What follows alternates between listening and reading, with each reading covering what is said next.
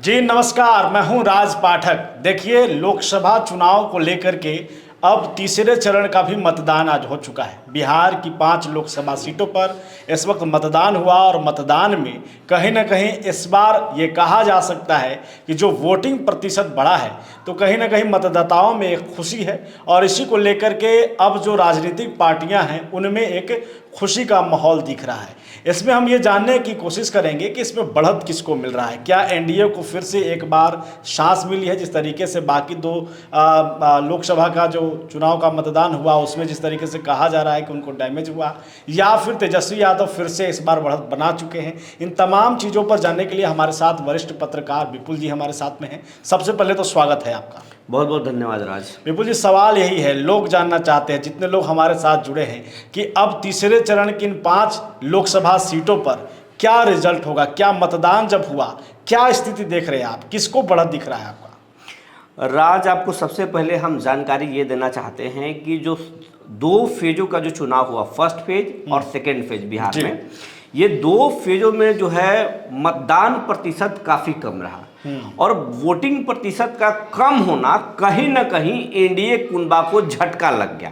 यही कारण था कि प्रधानमंत्री नरेंद्र मोदी जो 400 पार के जो नारा लगा रहे थे वो अचानक नारा बीच में भूल गए थे। 400 पार के नारा ही एनडीए के नेता नहीं लगा रहे थे और खास करके जो है बीजेपी के नेता लोग लगाना भूल गए थे क्योंकि वोटिंग प्रतिशत कम था। आईबी का जो रिपोर्ट था, बूथ लेवल के जो इनकी कमेटी है, उन तमाम लोगों ने जब रिपोर्ट किया कि जो एनडीए का जो बूथ है वहां पर वोटरों में कम उत्साह दिखा, कतार में कम लोग दिखे, इक्का दुक्का के लोग आकर के वोटिंग कर रहे हैं। जबकि जो राइवल, इनके जो विरोधी जो अलायंस के लोग हैं, जैसे इंडिया ब्लॉक के जो बूथ था, वहां पर एग्रेसिव पोलिंग हुई। तो कहीं ना कहीं फर्स्ट फेज में और सेकेंड फेज में एनडीए को झटका लग रहा था और ये बहुत बड़े लेवल पे मैसेज जा रहा था। और ये यहाँ नहीं, बिहार में ही नहीं बल्कि इंडिया लेवल पे, पूरे देश स्तर पर एनडीए को बहुत भारी नुकसान हो रहा था। यही कारण रहा कि जैसा कि जानकारी है कि प्रधानमंत्री नरेंद्र मोदी 10 साल के बाद जो है नागपुर में पहुंचते हैं, संघ के बड़े नेताओं से मुलाकात करते हैं और कहते हैं कि अब जो है उत्साह नहीं है वोटरों में, तो संघ का पूरा तंत्र लगाना होगा।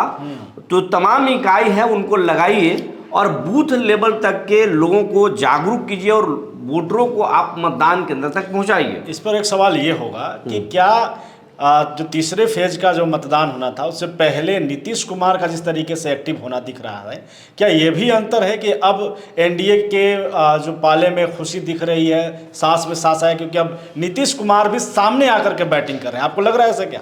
देखिए, नीतीश कुमार ही नहीं, चिराग पासवान ही नहीं, तमाम वो एनडीए के नेता छटपटाहट में थे। जो फर्स्ट फेज और सेकेंड फेज की जो पोलिंग हुई उसमें इनको झटका लगा और आप देखिएगा 4 जून को जो रिजल्ट आएगा फर्स्ट फेज में और सेकेंड फेज में इनको कितना नुकसान होता है।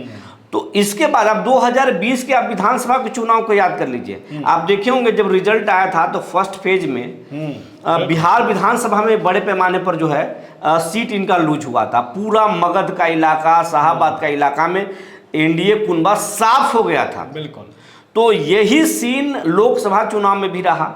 फर्स्ट फेज और सेकेंड फेज में वोटिंग प्रतिशत बहुत डाउन रहा और ये कहीं ना कहीं एनडीए को नुकसान था। इसीलिए नीतीश कुमार को भी अब लग गया कि हम तो अगर गड़बड़ाया मामला तो लोकसभा चुनाव के बाद उनकी कुर्सी रहेगी कि नहीं रहेगी वो मुश्किल हो गया। मोदी खुद खतरे में आ गए। बाकी अब एनडीए में जो नेता है चिराग पासवान, उनको 5 सीट है, उसमें वो कितना जीत पाते। बाकी मांझी जी और उपेंद्र कुशवाहा लड़ रहे हैं, वो 1-1 सीट पर है, तो सबके लिए खतरा था। इसीलिए जो है वो करो या मरो की स्थिति में एनडीए के नेता आ गए और यही कारण है कि थर्ड फेज में स्थिति को इन लोगों ने संभालने की कोशिश की है और पोलिंग परसेंटेज बढ़ा है। और इसमें आप देखिएगा नतीजा भी जो आएगा उसमें एनडीए को फायदा होगा। एनडीए ने बाजी पलटने की कोशिश की है तीसरे फेज के बाद से। तीसरे फेज के बाद लेकिन विपुल जी ये जानने की कोशिश करें कि तेजस्वी यादव लगातार हमला कर रहे हैं और हमला के बाद कहीं ना कहीं एनडीए का कुनबा बेचैन भी दिख रहा है। अब ऐसे में तेजस्वी यादव रैलियों से इतने थक चुके हैं, यही कहा जा सकता है, क्योंकि कमर में दर्द होना, चोट आना, घायल हो गए हैं तेजस्वी यादव। क्या लग रहा है अब आने वाला जो बाकी का 4 चरण है, इसमें कांग्रेस को आकर के सामने से बैटिंग करनी चाहिए, राहुल गांधी को बिहार आना चाहिए, या फिर अब कहीं ना कहीं हिम्मत हार चुका है इंडिया गठबंधन, खास करके बिहार में? देखिए, इंडिया ब्लॉक में सब कुछ ठीक नहीं चल रहा है। उनकी स्थिति जरूर फर्स्ट पेज और सेकेंड पेज में ठीक रही, लेकिन कांग्रेस और राजद का जो रिश्ता है वो खटपट है। जिस तरीके से लालू यादव और तेजस्वी ने मनमानी किया टिकट बंटवारे में, इसका खुन्नस तो कांग्रेस को और राहुल गांधी को, प्रियंका गांधी को तो है ही। तो वो तो अब आने से रहे, इनके सीट को जितवाने के लिए राहुल गांधी आएंगे, ये बड़ा कहना मुनासिब नहीं होगा। वो अपना जो सीट है कांग्रेस के उसमें वो आ सकते हैं, लेकिन इनको जिताने के लिए राहुल गांधी आएंगे, ये कहना बड़ा मुश्किल है।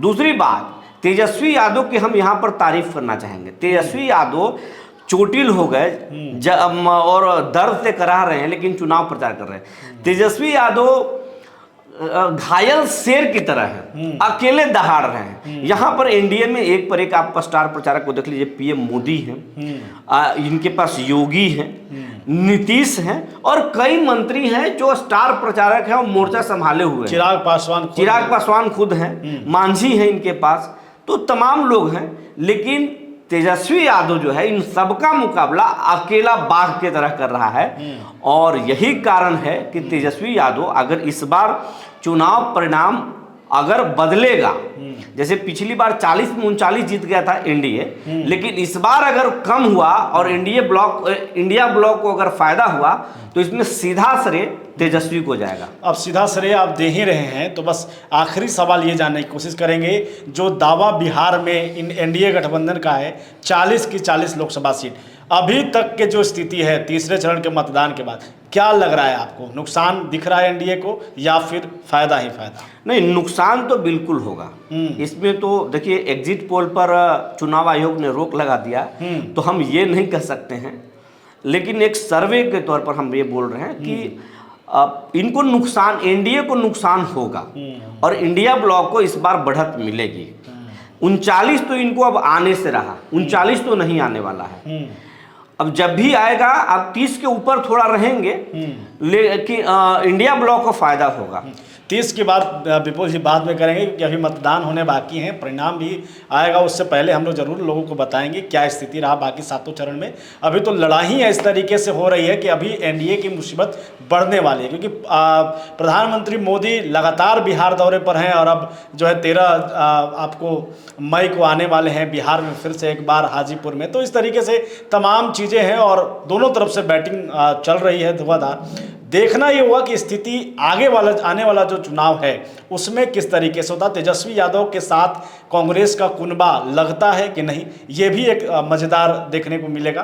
फिलहाल बने रहिए हमारे साथ और हमारे इस खास कार्यक्रम को जरूर देखिए। बहुत धन्यवाद।